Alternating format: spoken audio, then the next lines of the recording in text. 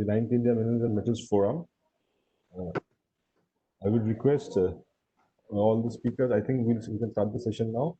I would like to welcome Mr. Moloy Chatterjee, member, RERA Odisha Tribunal, Mr. S.A. Rahman, CGM Container Corporation of India, Mr. L.V. Chaurasia, Vice President Rashmi Metallics, and Mr. Sanjay Mitra, Vice President Mishra Group, to this session, which is on logistics issues and financial support for post-COVID-19. Mr. Moloy Chatterjee is the moderator of the session, and now I will request Mr. Chatterjee to kindly start and conduct the session. Over to you, sir. Thank you.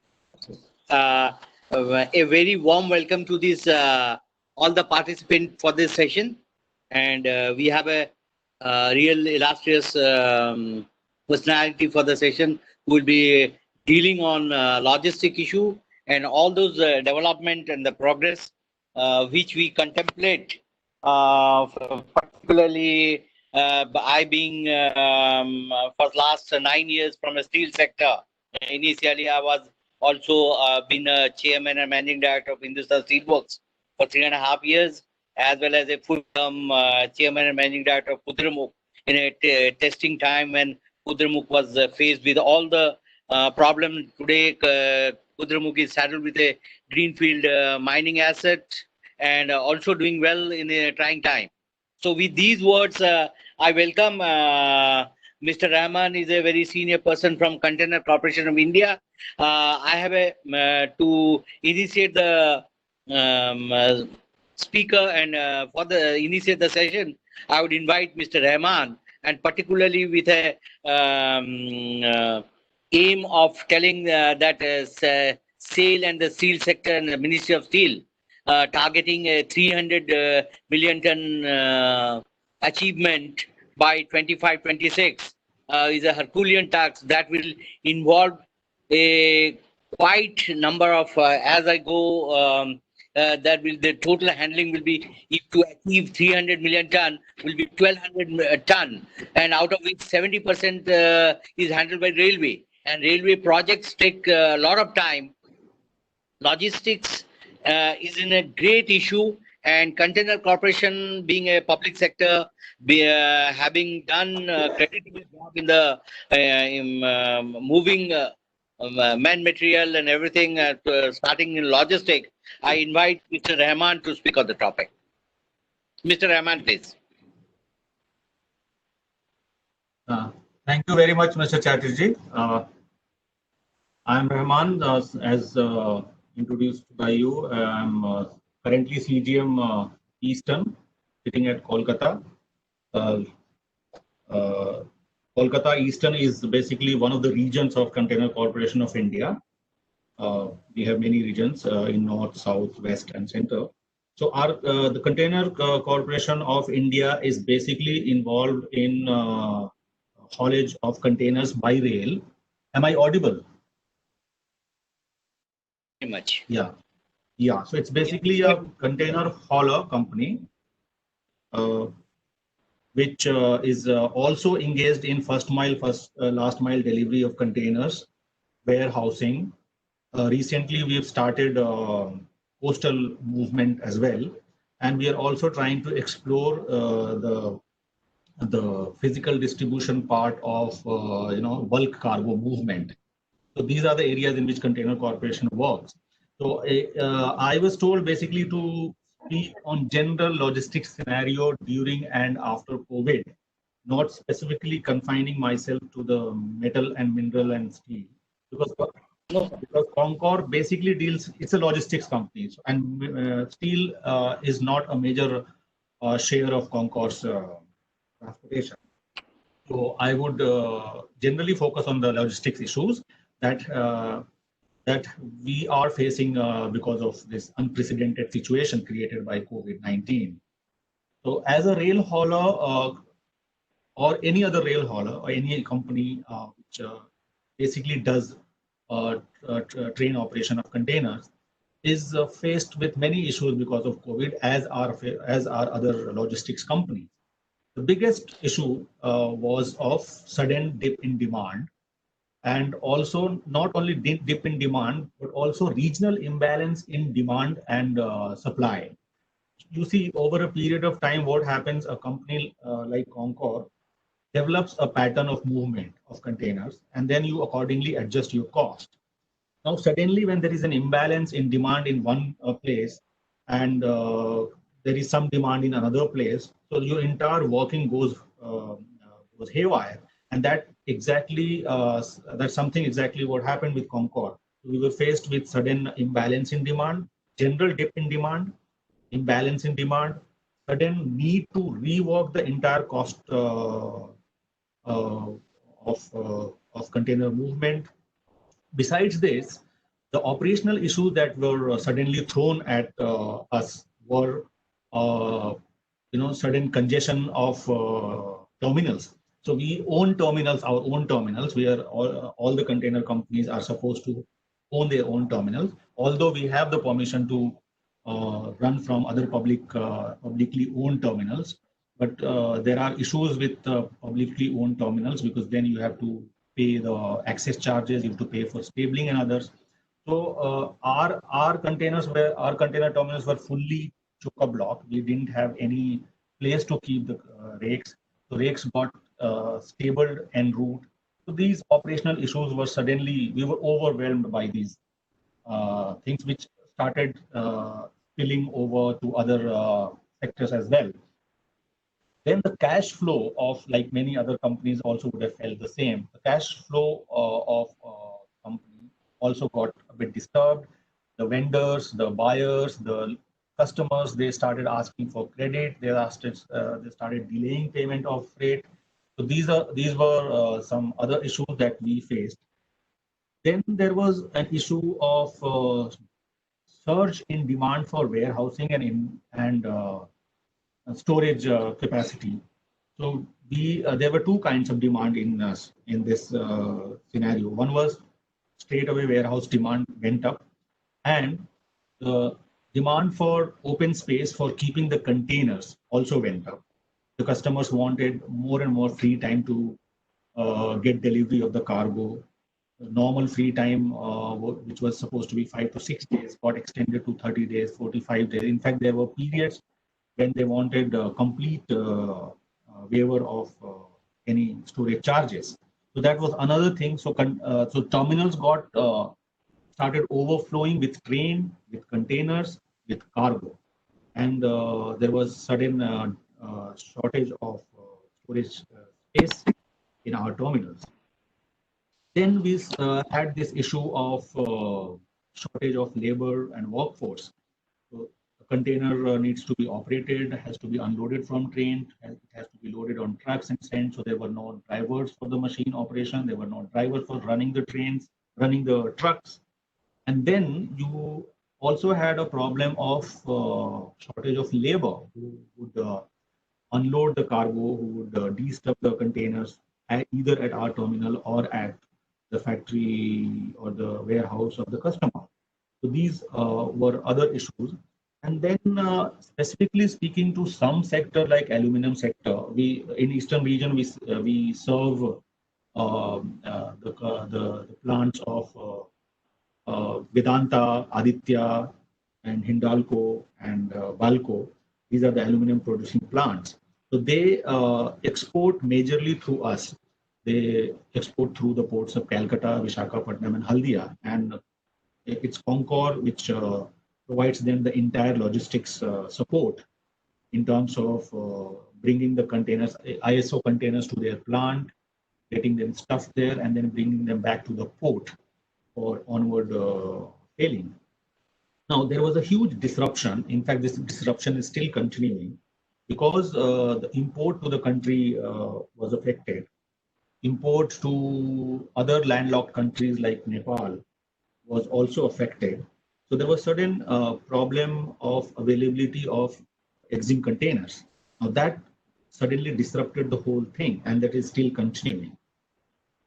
So these were some of the issues that a logistics company like Concor faced. But whenever there are issues and problems like this, government, the major players in the industry, they all come up with response. And in this situation, similar responses came from different agencies. For example, Indian Railway came up with many innovative policy directives, policy guidelines, many schemes that alleviated the problem of customers, the end users, the producers, and also the logistics players. For example, a slew of incentives were given by Indian Railways to major producers such as steel producers, aluminum producers, and others. They were given freight incentive, they were given freight reduction, upfront reduction in freight. They were given, policy guidelines to not only send the full rake, but if they had smaller size parcel, that also could be sent by railways. The access to some of the terminals which were denied earlier were given. So many incentives were given by IR as a response to the problems created by COVID. In fact, freight classification was also rationalized in terms of demand, and there are many demands of these industries which were not met. So all those demands were revisited, and Indian Railways very liberally, more or less, permitted everything that was demanded by these industries. In fact, a business development unit was created in Indian Railways, which happened for the first time. It started looking at each demand, at each problem that the customer faced, especially the major customers such as steel producers and aluminum producers. And they started sorting out whatever they faced in terms of logistics and transportation. They also came up with policies of charging no stabling for any train, which was a major relief to the private train operators and also to the siding owners. They also gave increased free time at the terminals for unloading the cargo and also for taking the cargo, clearing the cargo from the railway premises. So these helped the industry as well as the logistics company in a big way. Similarly, Concor also gave many reliefs to the producers and exporters, in which the aluminum producers such as Vedanta and Aditya were major beneficiaries. For example, we gave rebate on loaded freight. We exempted cost or freight on movement of empty containers. We also gave extended free time. In fact, there were periods when we did not impose any penalty on detention of containers or cargo. So these were done to alleviate the issue problems of metal industries. So these issues and the response had a positive impact, according to me. I can see that not only the logistics companies, but also the companies which have logistics as a major share of their cost, they have started cost optimization. So a lot of areas which were not under focus earlier have now come under sharp focus, and each company, producer and logistics operators, they are optimizing cost. This is a very good impact of COVID, so to say. And this COVID has also led to faster transit or reduced transit time, if I say. Now everything that is moving very fast. That's partially because the passenger trains are not running on the railway network, but also because there is a focused, renewed energy on seeing that the transit time is reduced, the commitment to the customers is met, and the export, the other benefit of this COVID, and also responses that we have had from government agencies, is that we are seeing export rising vis-a-vis import. So the balance of export to import, which import to export, the ratio was 65 to 30. Recently, we've seen the report of Indra, which says that this balance, this ratio, which was 65 to 30 earlier, has come down to 58 to 38. So this is one of the major advantages to our country, to the economy of our country, that we can see post COVID. And after this whole thing is over, as a practitioner in the logistics company, or as an official in logistics company, I can see a post-COVID scenario where the logistics industry would be more efficient, it would be more cost sensitive, it would be more cost effective. The logistics industry will be more IT leveraged. Now, most of the companies are having customer interface with online, virtual customer interface. We are now adept at working from home. All our files, proposals are moving online. In fact, we don't deal with papers anymore. Now, this whole thing, normally, traditionally, you all must be knowing that that logistics industry has been considered as a very primitive industry, which does not have much IT application, which does not, it's considered to be a blue collar kind of industry where, IT or high skill is not needed. But this COVID has made logistics industry also very IT leveraged, and this is going to have a very long-term impact on the industry. Export-oriented logistics is what is going to be the post-COVID scenario. Now, the whole thing is going to be rejigged, and the focus will be more on export. The logistics also have to gear accordingly. And growth in warehouse and its modernization is another impact of COVID, positive impact of COVID, which we would see, which we have already started seeing. The warehouses have started proliferating, and not only the physical space, but also the way they are being operated, the way the IT applications are being incorporated.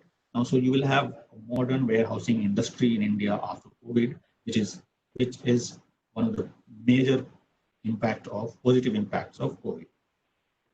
And lastly, the government agencies have become very responsive, and they are going to stay responsive. And the policies, the guidelines, and the advices that are being issued right now are going to change the way logistics industry works. And hopefully, the responsiveness that we see and the sensitivity of the government agencies towards logistics that we see now will continue, which will, in long run, benefit the logistics industry, which in turn will benefit the major producers of steel, of alumina, and other industries. So, yeah, this is what I had to say about logistics in general. Thank you very much for giving me this opportunity. Yeah, thank you very much, Mr. Rahman, for giving a overview of what during the COVID time you're facing in logistic problem, and how best as a PSU Concord is trying to come up to the expectation with advanced technologies and digitization, and how your growth spree for acquiring more warehouses to cater to this logistics.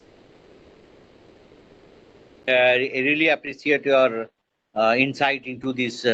Thank you very much. And Nilanjan, may I now request Mr. LB Chaurasia? Sure, sir. Sure. He's the next speaker. Mr. Chaurasia, you happen to be the Vice President of Resmi Metallics. Resmi Metallics have come up in the instance as regards steel industry is concerned in acquiring more growth perspective and all. In this scenario, I would like to say that Government of India and the Ministry of Steel aims to attain 300 million ton objective by 25-26, and steel being one of the prime, the requirement of logistics support will be for 1,200 million ton. So that is a humongous and a huge requirement, additional requirement that the industry should come up to the expectation to have it. So may I invite you to throw more light and show us how the logistics sector, Resmi Metallic, particularly addressing the scenario because in logistics being the backbone of Indian economy with a 14.4% thrust on GDP. May I request you to speak on the topic? Thank you, sir. Yeah. Thank you, Mr. Chatterjee. Very warm good afternoon to everybody, my co-speakers, and thanks for the Indian Chamber of Commerce for inviting in such a wonderful topic. It's really very relevant for our company as well as our industry. Before starting the logistics scenario, I would like just brief about the Rashmi Group. It's hardly take a slide at a glance about the Rashmi Group. Can I just make a new, second slide? Next slide. Thank you. We Rashmi Group, leading integrated steel manufacturers of Eastern India. We have a varied product basket across steel value chain, promoted by Patwari family of Calcutta, one of the largest integrated steel plant in West Bengal, with having 2.5 million ton of iron steel capacity, along with the 4 million ton of iron ore pellet capacity, 1 million ton cement, and 200 megawatt of captive power plant. And expansion is going on as a normal course of action in our group. State-of-the-art facility we have settled at Kharagpur and Jharkhand. Our core competency, more than 3 decades of experience in the steel, cement, power, and ferroalloys. Promoters are the person of steel. They know every pulse of the steel. Our product basket is center. We start from we taking the raw material like iron ore and coal and produce everything like sinter, pellet, sponge, iron ore, sponge iron, pig iron, billet, TNT, wire rod, ductile iron pipe, ferroalloys, cement, captive power plant. Obviously, all group companies, major group companies are with the A category from the CRISIL. And last year turnover, we have a group turnover, we have achieved near about 12,000, more than 12,000 crores. And the most important part, which makes different from our competitors and in this sector, that we are completely debt free. We don't have a single penny of debt term loan in our group, in any of the group company. That is one of the strength of this group, and that makes the difference. Employees are more than 15,000 people working in a group. Next slide, please.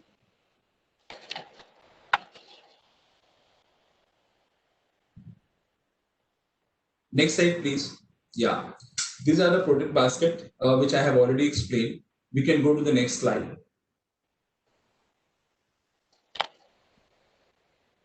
Yeah, now we can start from some logistic. As Sir has Mr. Malay and Mr. Rahman has already told about the logistic is one of the important aspect of the steel industry, iron and steel industry. I believe this is a major area which needs to be improved. A lot of improvement is required. A lot of issues challenges are there that we have to cater in future all together and with the government. Just have a glance. Total logistic of India. Basically, we can say China and US is also there. These are the major steel producer country. So, in case of road, India is using 55 to 60% using through the road, and whereas China is 20 to 25%. And at the same time, US is with 35 to 40%. And if you talk about the rail, so India is using around 36%, whereas China is 28 to 33% of range and almost 50% by the US. When we come to the waterways, it's really very problematic where we are using only 8% in compared to the China and where it is 47% and US. It is the cheaper route of logistics, which we are not utilizing much more. This we have to be improved in future. This is very important aspect. If you see, India cost of moving raw material is 2x higher than the China. And if you compare with the US, it is going to be 3x higher. Basically, if you compare, if you talk about the GDP as a percentage, it is 14% against 10% in US and US and Japan, and 11% in with China. The preferred mode is railway for steel makers in India. More than 80% rail and road is using, industry is using the rail and road mode. And see, we have to be improved accordingly. Share of road traffic in India is quite high at 55 to 60%, which we already explained. Carries 65% of freight and 80% of the passenger traffic. National highway constitute almost road, we can say 2% of the network, but about 40% of the total road traffic. Alternative mode, which is very important in coming time, and it can create some changes, and maybe 100% is a positive changes, because very safe and environment-free way of transportation, slurry pipeline, that needs to be, we will discuss accordingly. This is a very good solution. If we improve it, so a lot of burdens can be removed from the railway and roadways. Basically, sir, Mr. Malay has already told we are going to achieve, the target is that as per the National Steel Policy 2017, that we have to achieve 300 million ton of crude steel. And for that, we have to handle, because 1 ton of steel requires almost 3 ton of raw material. That comes to tantamount 1200 million ton of raw material that we have to handle. We can imagine right now at 100 million, maybe 108 million, lot of problems are there. We have to manage drastically. We have to manage very nicely with the help of government to the logistic side. Otherwise, this is going to be a great mess up in the future. Next slide, please.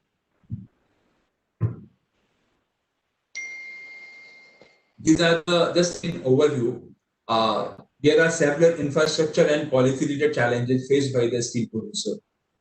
In India, trucks on an average 200 kilometers per day by road, as against 500 kilometers per day in developed countries. We can see the difference. It is less than 50%. Need to devise cost-efficient modes like development of inland water. Government has done a lot of things over there, but we have to be very fast and pace on that to cover up. Slurry pipeline, this we have discussed. Improvement in rail wagon capacity, improve railway wagon designs depending on the product. This may be a good option. Issue pertaining to the railway GPISW. It's a very really nice solution, but having some problems which we discuss later on the different slides.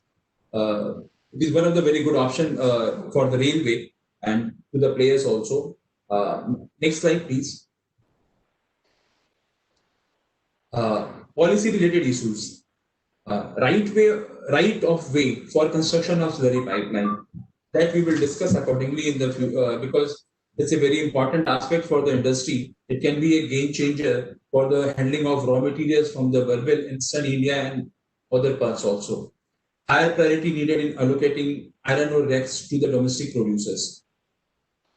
Removal of pallet from rake allocation system.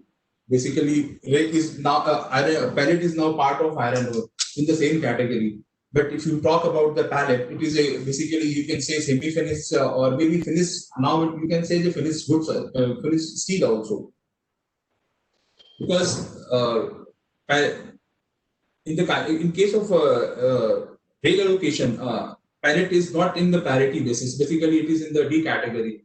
So right now the position is that for bringing the raw material, iron ore from the mines, I have just seen in our company itself and other company also, we are it's taking more than a month.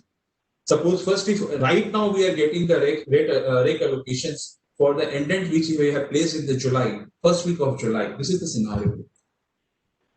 Long-term policy on freight structure for short leading traffic.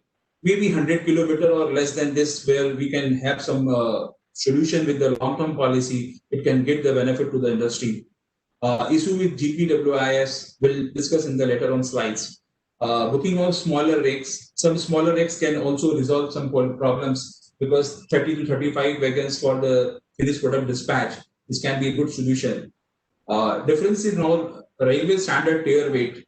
Wagon and actual weight. Basically, we have a lot of old wagons also in the system, which has been repaired number of times, but the tier weight of we are presuming same. But in actual sense, the weight is very high because a lot of repairing already done on that. So this is a problem which we have to take care of. in future. Next slide. Now come to the rail transport challenges. The steel industry is critically dependent on railway and roadways, both for moving its raw material requirement, iron ore and coal, mines being located in the very remote areas. Although it's widely recognized that movement of long-haul bulk traffic by road is less efficient than the rail in India. As a whole, road is the predominant mode of transportation, followed by railway. While coastal shipping, airways and inland waterways very negligible, we are using this, and in near future we expect it will be increased, so can have some release the pressure from the road and railway. Railway almost requires handle 60 to 65%, and the steel production of 30 to 40% of the finished steel. 20% of total railway traffic comes from the steel related movements. Due to priority of passengers transportation and managing mixed traffic, route congestion and rake unavailability are often faced. Dedicated freight corridors for moving raw material to steel plants are become operational.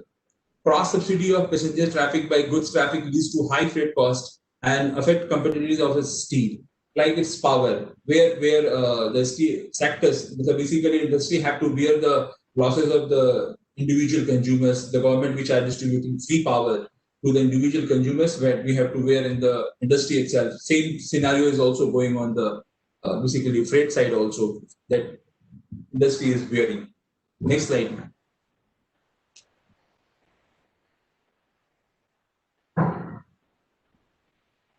Next slide, please.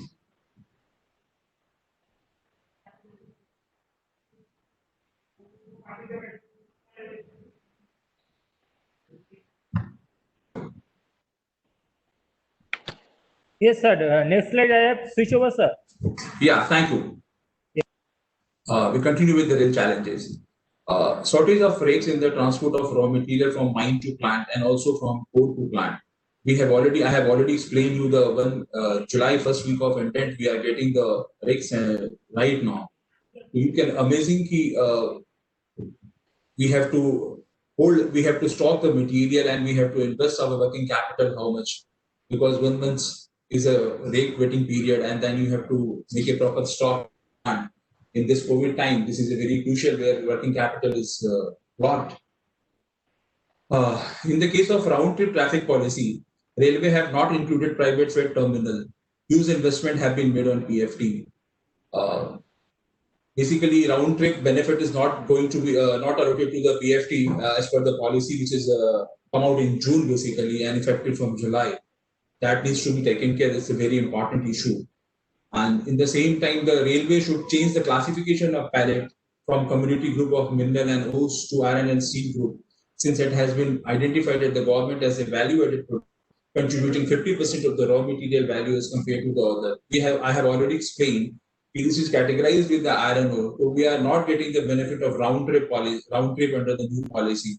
If pellet is basically because pellet manufacturers are buying coal and iron ore, and they are getting their coke with the private terminal, PFT also. So that round trip can be allowed to them. It is very good and can reduce the movement and benefit to the industry basically. Now GPWIS, it's a really very win-win situation for both user as well as the railway shortcoming in the scheme affecting for the railway. There are various shortcomings that needs to be taken care. Railway is giving 8 to 9% of return to the investment, but effectively it is not viable due to the hidden cost. A lot of hidden costs are also there, and you can say at this moment finance rate with the industry is a little bit higher than the 8-9% of return that needs to be taken care. Maintenance charges of wagon is at 2% of the cost of equipment of wagon per annum to be paid by the GPS users. And payment of INR 40 per metric ton terminal access charges for the GPWIS users. Payment of empty return ratio for GPWIS user. Capping of freight rate to the extent that it take care of the interest and recovery of the capital part. These are the few issues related to finance in terms of the GPWIS. If this can be taken up, maybe industry will be benefit, because it's a very good solution for the industry as well as railway. Next slide, please.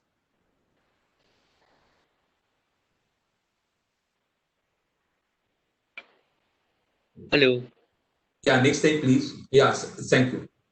After the railway, we come to the basically port side, coastal and waterways. India is a sort of deep port. Basically, if you talk about the Eastern India is a hub for the iron and steel industry, including iron ore pellets manufacture. Since its major raw material of iron ore is available both in Odisha and Jharkhand, and well connected with the rail network also. Further, thermal coal is also available in the plenty of Jharkhand, Odisha, and Bengal. However, these are the raw materials which are available in the Eastern India. Uh, Basically, Dhamra is the only depot where we can get the cab vessel. Otherwise, if you come to the Haldia, Paradeep, and Vizag, we are unable to accommodate the cab vessels. And there is a quite huge difference between in terms of the freight if you compare with the Panamax, Supermax, in compared to the cab vessels. So one thing is good development of Tajpur port near Haldia will help reduce ocean freight substantially for imported coal and other materials also. And over this will help in case of natural calamity if comes in the Haldia, so that can be used accordingly. This is a good option. We have to pursue this Tajpur port. There is a mismatch between the port capacity and the level of material handling. Although we are developing very new ports, India is working on that, government is working on that. But the volume of material, this is really a mismatch right now. If you take the data from any of the port, you will get there is a waiting period for 4 to 10 days.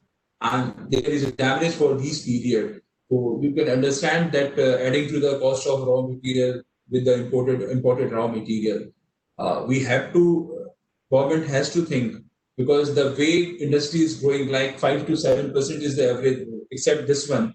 If you talk, because it is growing with the 5 to 7% still, and requirement of the raw material always be increased, so that needs to be catered accordingly.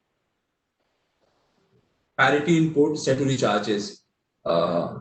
Everybody knows who are every place knows very well that there is a huge difference between the statutory charges of Haldia as well as compared to Paradeep and Vizag, where it is in Haldia it is 170, and in case of Paradeep port the statutory charges falls near about 130, and in case of Vizag it's really very nice, it's 65.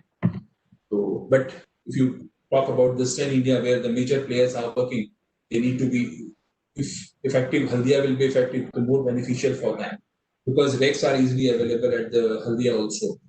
So this is a difference which needs to be taken care by the government. It's very important aspect. And retention and damage due to port congestion, we have already discussed about, because every port almost getting the waiting period and damage and basically investment losing of fund also. Next statement, please. Sorry.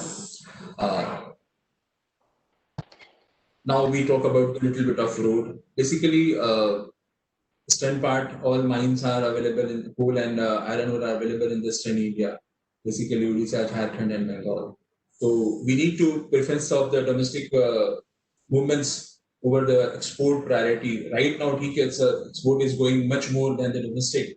And if we compare the production of the steel of last 4 months during the COVID period, so we know April it was 3 million, and in case of May, I'm talking about the crude steel production. In April it was near about 3 million, and in May it was 5.7 million, and in June it was 6.9. And now in July, last July, India has achieved 7.5 million ton of steel. Last year we have, in 2020, we have close to 108 million ton of crude steel basically. So less, we are due to the COVID, we are back in the back foot. But hope with the coverage of the COVID, we will able to achieve, India is able to achieve the target. One of the major issue that needs to be taken care, it's a very horrible, but it's a very long problem. But so that till now, I believe it is very difficult for the solutions, like unions and villages in the mines area. That needs to be taken care accordingly. It's a really very big challenge for the industry. And again, road conditions in the mines area are very in bad situation. If you talk about the Barbil area, few mines where hardly 10, 15, 20 kilometers, they have taken 2 to for material from mine to railway siding. You can imagine what is going on. That needs to be taken care accordingly. Right now, new mines are auctions. They have to come up. Sidings are very limited that they will use accordingly. So what is going to be in future? We have to take in care from today itself. And cost of shifting from mine to railway is very high in compare of kilometer. It's really earlier in the beginning of the year, before that, the near about siding transferring cost was near about 400 to 450, but now it has crossed near about 500. So these are the key points and very important points which needs to be resolved. And with this, I can say thank you. And this is the month of August, so I would like to also say Jai Hind. Thank you, Mr. Miller. Thank you for giving me the opportunity. Thank you for your lucid presentation and flagging the issues that are required for the government support to enhance the logistics support, sector.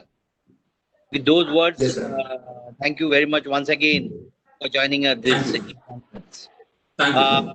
Last but not the least, we have with us, has Mr. Sanjay Mitra joined us? Hello, Mr. Nilanjan. Yes, sir, he has joined. Yeah, joined. Okay. So, Mr. Mitra, can you hear us? yeah, I can hear you. I can see. Okay. Yeah. Fine. So now, last but not the least, let us invite Mr. Sanjay Mitra, who is the Vice President of Mitra Group. The highlight of the Mitra Group in the eastern region is that they were transformed from a miner to a manufacture and production unit. They are today they have a pellet plant at Jamshedpur. They have a steel plant in Durgapur. With those things impacted the logistics and how he foresees the group, Mitra Group, and what are the support they are seeking from the government to enhance the logistics so that they can enhance the production and cater to the need of the hour. Thank you very much. And Mr. Mitra, you are welcome to present your. Thank you very much. Can you hear me? Yes, yes, I can hear you. Yes, we can. Good Yeah. afternoon to all eminent panelists and my fellow speakers, and thank you for the ICC to giving me the opportunity to speak with this occasion. This is the pandemic period, so we are just trying to overcome the situations, and it is good that steel industry has started doing well. Nowadays, the steel price also supportive.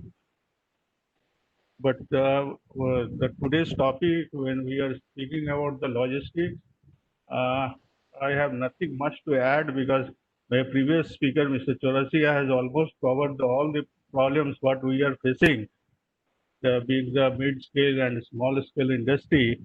So far, my industry concerned, I just want to share my screen. Yeah, go ahead. Can you give me, Mr. Malay or Ananda ji, can you give me the, can you Yes, help me sir. to share my screen? Yeah, Yes, it will be done. y- Jagu, please yes, share my screen. yes, sir. I have make you presenter, sir. Please share, sir. So I just wanted to share my screen. Yes, sir. Can you see? Yes, sir. You can share, sir.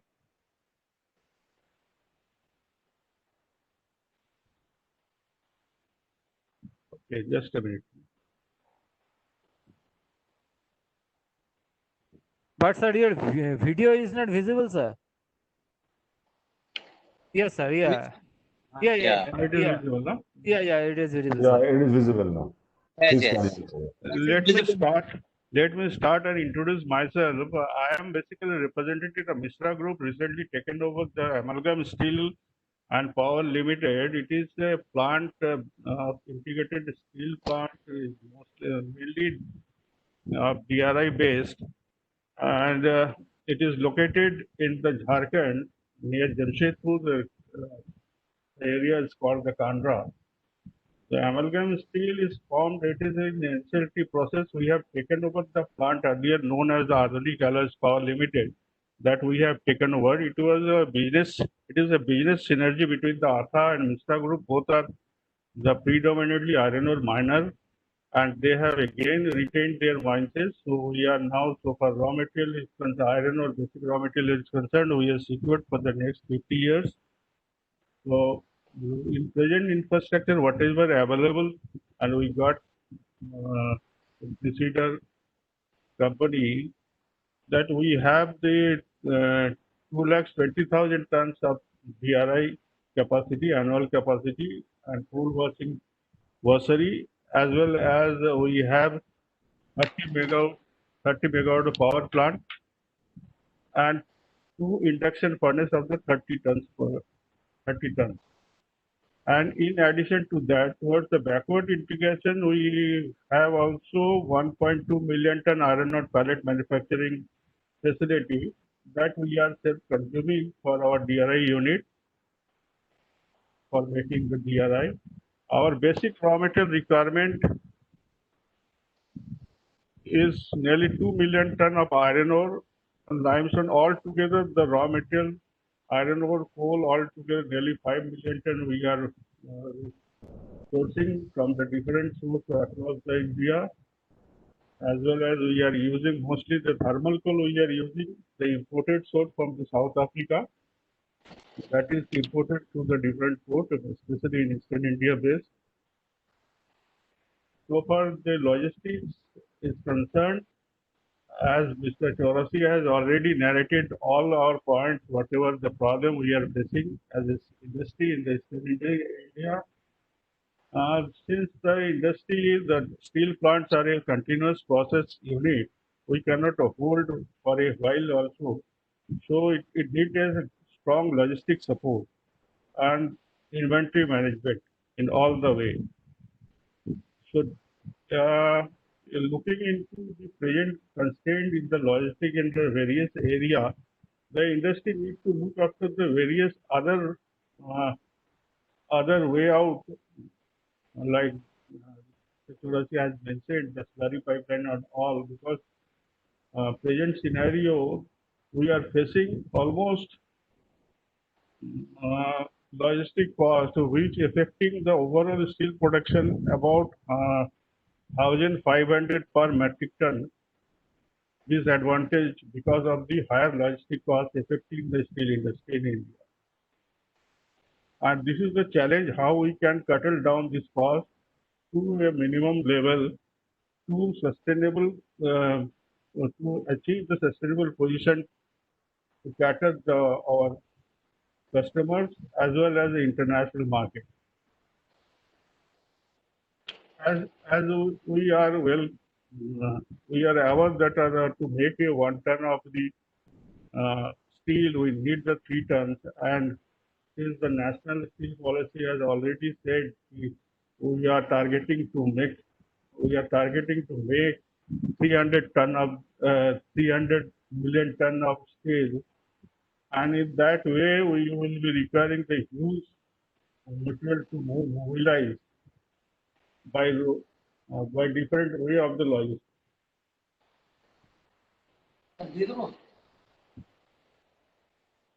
Mostly our common problems in this area.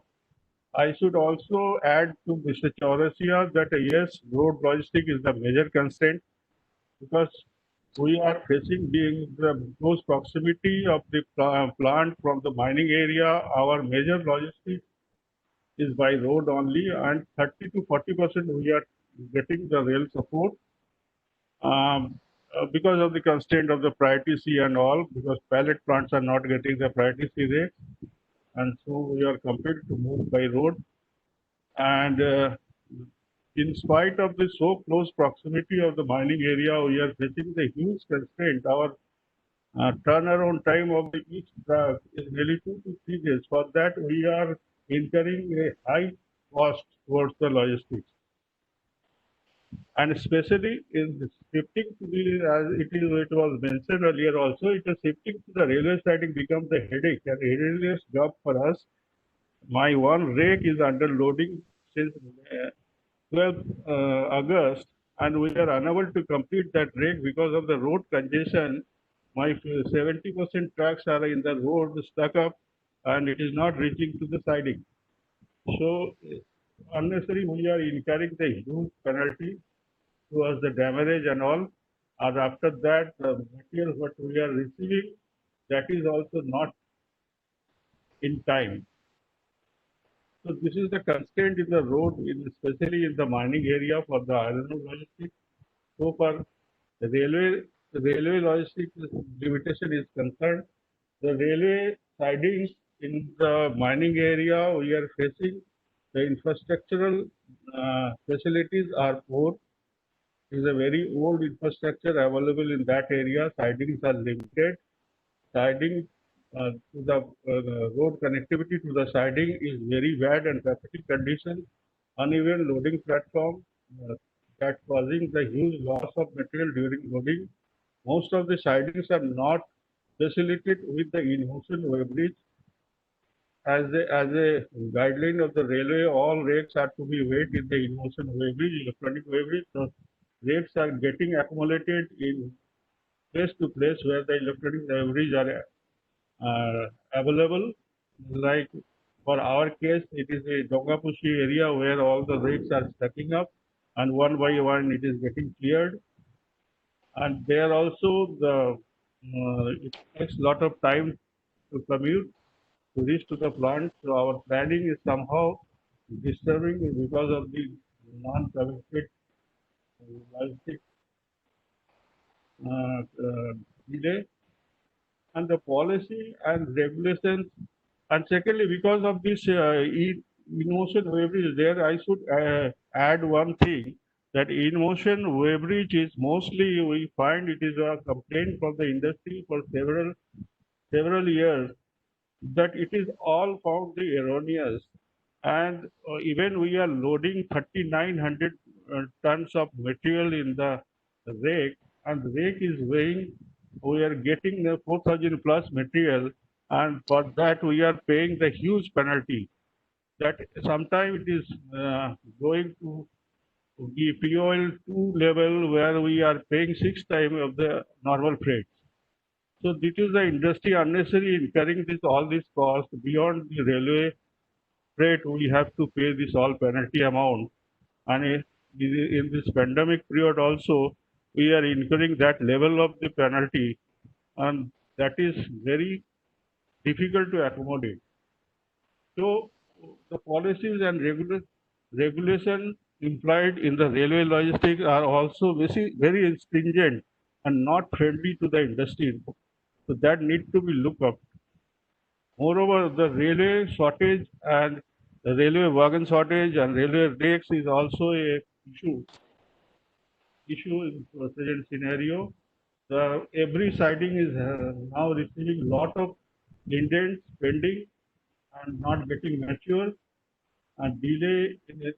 Mostly for the case of the ODR rakes, we are hardly getting rakes because only 2 days are nominated for the ODR, ordinary rake supply, and that indent is getting mature in the major sidings like Barbil, Basmani, which are the major iron ore catering sidings, are almost 30 days, 35 days delay. So no industry can plan on the basis of such type of delay. And so for seaboard logistics or whatever is logistics, India, as we know, it is a seaside, it is having the uh, coastal area, nearly 7,500 kilometer coastline is there, but unfortunately the country has not focused on the developing the coastal part. And infrastructure is an integrated manner and would have realized its full potential today. And now things are getting in streamlined. People has realized, and now government has come up with a lot of policies and Savarmala and all projects. They are working, and this will definitely, once it is developed, then this will definitely ease out some congestion in the railway as well as the road movement. In India, especially 2-3 plants are getting privilege of the water bound logistics. They are mostly in the coastal area, in Gujarat. And from industry point of view, I should mention here that industry should opt, we are already doing, we should opt the slurry pipeline alternative as a mode of transportation of the material. It is improving. Steel industry has already done, and it is eco-friendly and cost-effective. Initial cost may be there for the projects, but it has a good payback and very cost-effective in future also. The government spending to the mining sector, because now government is taking DMF, there is a huge amount accumulated in the mining area, that every ton, against every ton, they are taking the 30% of the royalty value, and it is accommodated there, but there is no as such spending seen in the field to development the infrastructure around the mining area. So this is a point the government should look into it. At least the logistic, at least the infrastructure road should be developed in such a manner it can cater the industry properly. Railway connectivity, track capacity need to enhance. It is however, railway has taken care, and some part of the area has already developed, and further it needs to be addressed. On another thing I should mention that railway should also look into the lowering the classification of the iron ore. It should be uniform to the other raw material required for the steel, like coal and limestone. It is still charging in 165 class, whereas the coal and limestone is 145. It should be rationalized and bring down to that level. It will help the industry a lot.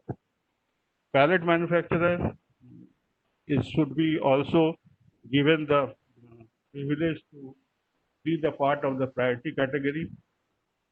And priority category, this all Mr. Chaudhary has already covered, but I'm just repeating the same thing.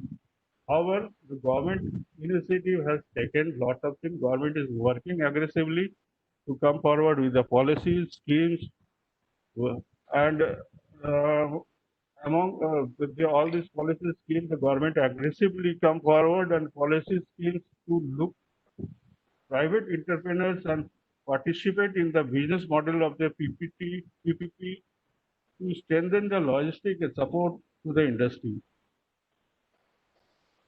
Definitely, the dedicated freight corridor project involves the construction of the 5 freight corridors that will definitely ease out the entire logistic system in the country, across the country.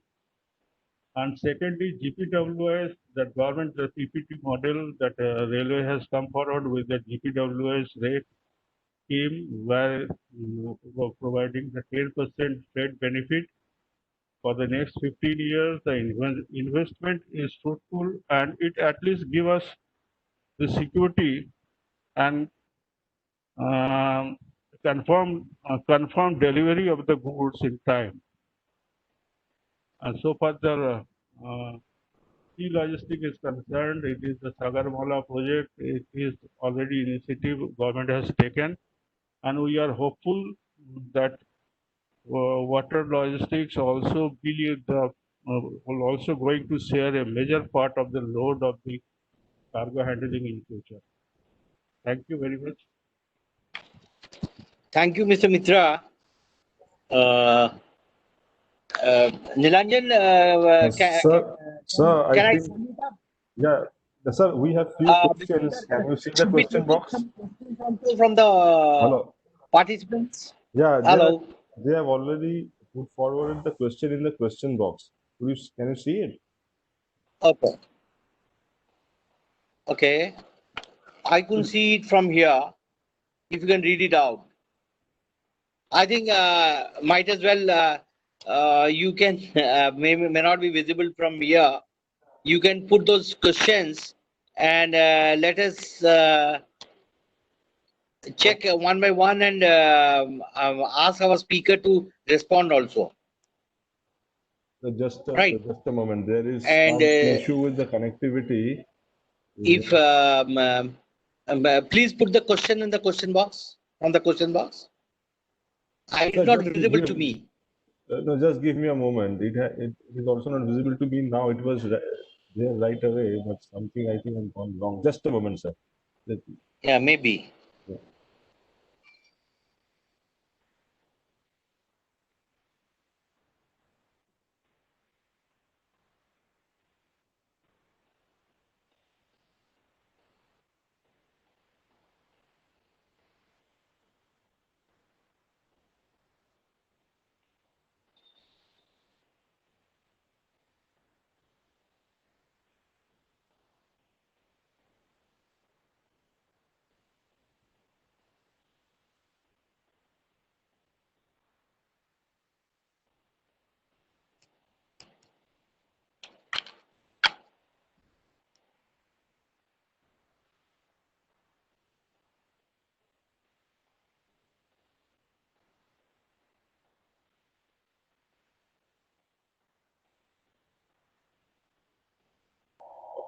Yeah, Debabrata, are you there? Yeah. Debabrata, I cannot view the question box. Neither Uh, can Mr. Molloy Chatterjee. Question, you can just communicate through the chat box also. No, no, it is not there. I cannot see the chat box. You can't see the chat box. No, I think there's a major connectivity issue. But you can please call Uttam is I think in the office, because physically I have to look at that because I am. So can you see the question box? No, I can't see the question box. Otherwise, chat with the panelists. Yeah, chat with the it. panelists, sir. It will be the better, sir. I Yeah. think Debo, you do one thing. The question from Okay. Rahman. Mr. Rohit Thakkar has a question. Can you please unmute him? Yeah, Mr. Rohit Thakkar. Just a minute. I'm doing.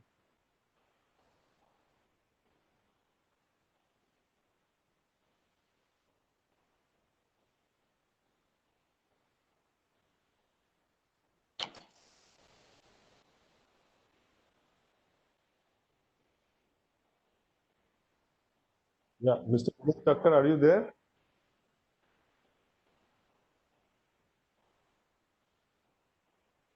Mr. Rohit Thakkar, are you there? Mr. Rohit Kaka, please raise your hand in the panels so I can unmute you. Mr. Rohit Kakkar.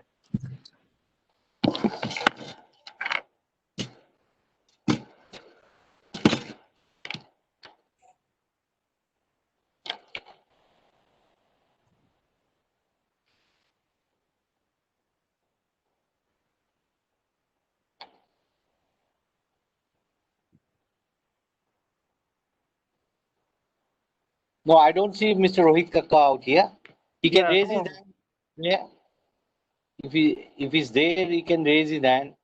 Exactly, because I am not seeing also him. Yeah, yeah. So forget about the Mr. Kakkar. Who is the next question from, gentlemen? Mr. Jeevan Chakraborty, please unmute him. Debu. Yeah. Yeah, please unmute Mr. Chakraborty. Yeah, done, sir. Mr. Chakraborty, put forward your question. I have only one question to Mr. Rahman, but I come later. But I just want to make a correction to Mr. Chatterjee. The steel policy, Yeah, national Tell me, steel, I can hear you. the national steel Hello. policy envisages 300 MT production of steel Yeah. by 2030-31, not 2025-26, as you have mentioned. This is a small correction. That's right. Correct. That's the right correction. Yes, it's 30-31. Yes. 25-26, it has been revised to 30-31. Next thing, Hello. India plans to transform its economy to a $5 billion by 2025-26. So there must be some gap between 2030-31 and 2025-26. Just this is Okay. a small correction. My next question is to Mr. Rahman. Okay. Mr. Rahman, are you there? Can you hear me? Yes, you are. Hello. You can. You, Yeah, tell me. yeah, I can you. I'm Malay Chatterjee. I can hear you. No, Mr. Rahman. My question to Mr. Rahman, whether they have planned to Okay. introduce real-time monitoring of cargo and container movement with advanced application of IT post COVID-19 scenario. Hello, Mr. Rahman. Can you respond to his question? Mr. Chatterjee, Mr. Rahman has Yeah. left. Actually, he has got some other meeting, so he has left So, after Mr. his speech. Rahman has I left, to think be Sir, you can answering. also answer, or you can request any one of the other panelists to answer the question. Yeah. If they- I would say that if Mr. Chaurasia is there, can he answer the question? Yes, he's there.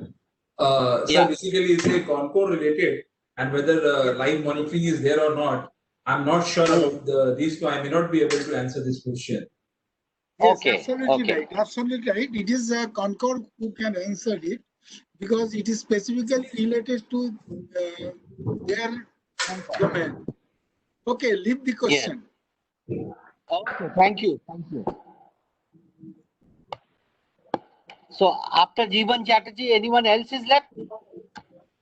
I would request, because there is a connectivity issue, I would request the delegates, if you have any question, please raise your hand so that we Yeah. can unmute you. I will request all the delegates, just raise your hand so my IT team can locate and unmute you. Devabrata, can you see anyone? No, I am not seeing anyone. Uh, I'm Chaurasia. I just wanted to add one more thing over here, sir. This is a very old problem at the Haldia port. Mr. Nilanjan, you are also in the line. Basically, we have to approach to the Haldia port also regarding this, because plots need to be developed inside the port along with the drainage system for smooth and faster dispatch of cargo. Because loading operations and truck placement of plot at plot is very much difficult during the monsoon season. Anyone who is handling working from the Haldia port are facing these problems, and this is a very long problem which needs to be resolved. We have to take up this matter, and at this platform, I would like to thank ICC always be, because whenever we raise the voice and we put our concern on any issue with any of the authority, they support us to put our voice over there at the right platform. So for that, we always be thanks to the ICC. Thank you, sir. Okay. I think, Mr. Nilanjan, you can flag these issues, and Sure.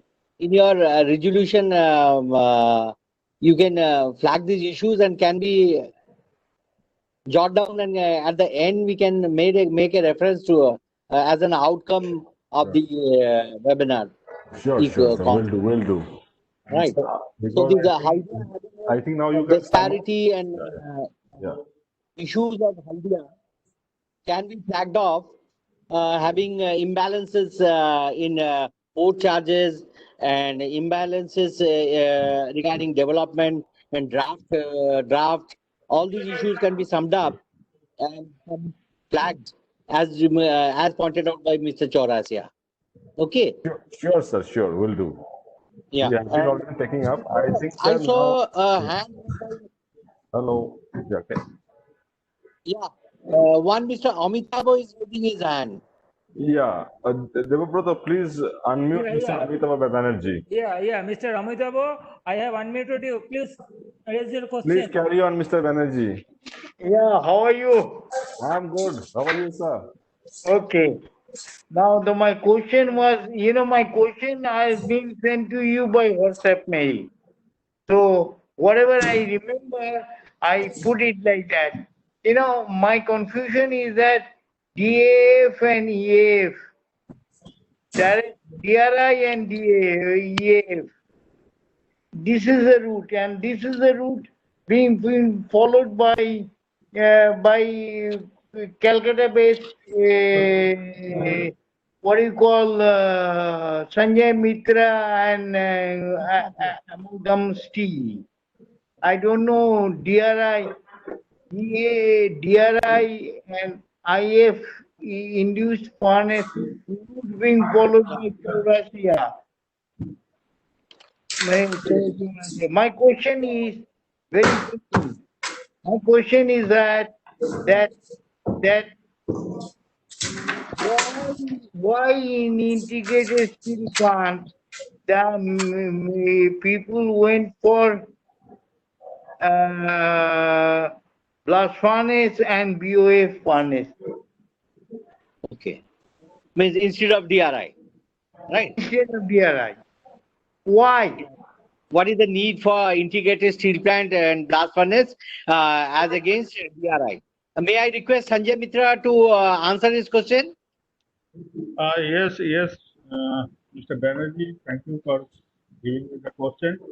I think it is a very technical question because the blast furnace versus the DRI is a long debatable matter. If you exactly looking into this, the DRI is a much easier process to take care of the steel production and speed of the in place of the blast furnace. Blast furnace required lot of expertise, lot of area. Yeah. But exactly that advantage and disadvantage, if you want to go further detail, then I will request you, please share your email ID. I will send you all detail consulting the What is your email ID? email ID that I can get it from Nilanjan. Oh, okay, Mr. Banerjee, your detailed answer will be answered by Mr. Mitra through a mail, and Mr. Nilanjan will collect your email and probably answer you. There are a lot of DRIs is a small scale integrated steel plant, involves a lot of issues, lot of capital issues, lot of land issues, and production will be very, very high in case of a integrated steel plant, and the coordination will be there, and man material requirement in a DRI plant much less. The capital inflow will be much less. Why is it DRI? All those details will be answered to you through a mail collected from Mr. Nilanjan. Thank you, Mr. Amitabh. Mr. Banerjee, just send your queries to us in Yeah, an yeah, email. I will send my email address. And That's very nice of you. yeah, we'll send you the detail. Yeah. Thank you. Thank you. And the second question was the calciner. Calciner can be put off, like in Nalco, alumina calciner. So, okay, this calciner can be put off. This is a question for Debashish Samran.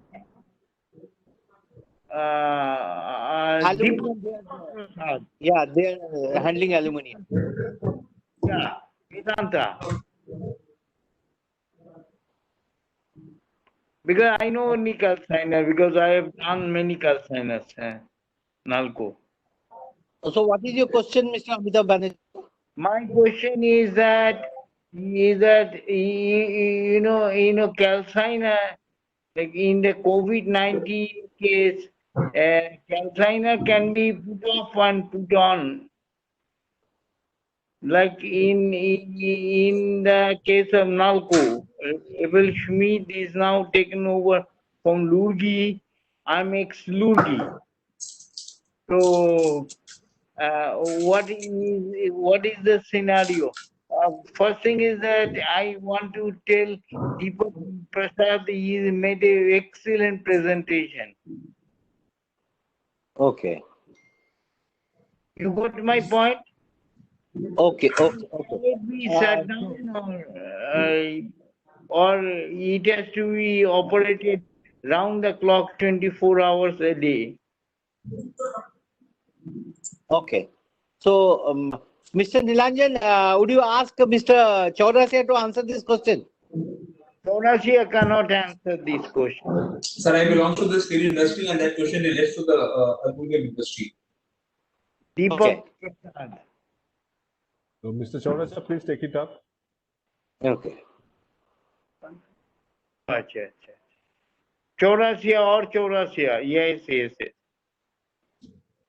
Sir, this question belongs to the aluminum industry, and I belong to the steel industry. I can answer on these questions. That's Yeah. what, Even in the last question, I can add something over there of Mr. Amitabh. yes. Like in the blast furnace, the sir has already told you the capital investment is much more over there, and for viability of the blast furnace, we have to come with the sinter plant also, and in DRI now the technology has been changed in DRI also.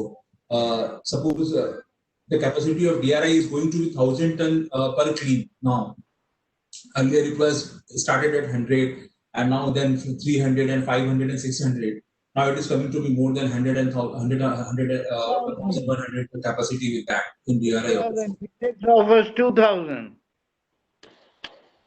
Yeah, Mid-range offers 2,000 tons per Yes, day. sir. Yes, sir. The steel is now the game of technology. The passes of the time. There is a lot of improvement in the technology. The persons who have adopted the technology, advanced technology, they are making money on that.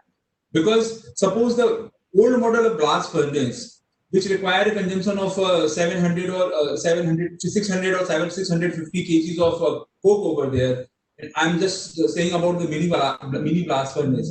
But with the new technology which we have installed in our plant, where we have reduced the coke consumption by 150 kg, something like that. And you can understand the coke are not easily available in the. We have to buy imported coke also, and the average cost near about is 25,000 ton. Where we have this replaced with the PCI coal, and that cost to be near about 10,000 or something like that. There is a huge difference. Okay, this How is much is the coking coal price? How much is the coking coal price? Cooking coal price right now.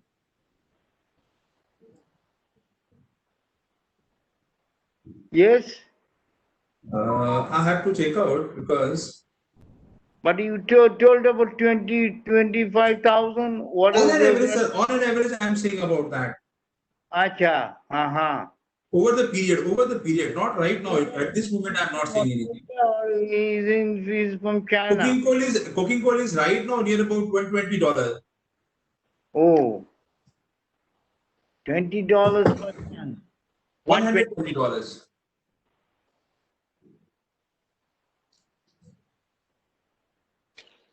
Anyway, Okay. sir. Okay. Thank you very much, Mr. Chaurasia. Nice to Thank you, talk. sir. Thank you. Thank you, Mr. Amitabh. Mr. Chatterjee, I think We'll close down there. Okay. you can sum it up now. Yeah. I would thank all the participants, the speakers, Mr. Chaurasia, Mr. Mitra, and Mr. Mishra Group, Mr. Mitra, Sanjay Mitra, once again for their lucid presentation and dealing with the topic. As we know, this Indian economy has a big impact on logistics, having 14.4% of our GDP directly involved in logistics support, and the amount of almost 150 billion USD. So with this, we see that there's a lot of scope because the plants are not located in the mine head. Involves a lot of financial implication because of the logistics, and with the incoming of the Garland Canal system, Sabarmala project, and linking of to the National Waterways Policy 2016. I think it can have a big impact in evacuating the material, and it can reduce the logistic cost. With those words, I once again thank all the participants, all the organizers.